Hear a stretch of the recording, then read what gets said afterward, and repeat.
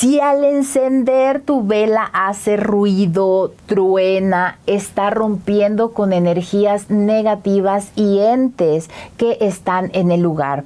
¿A qué me refiero con esto? Es que los ángeles son seres espirituales que nos van a estar hablando. Y cuando las velas truenan, los ángeles están hablando y están ahuyentando toda la mala energía que pueda estar en ese lugar o dentro de ti.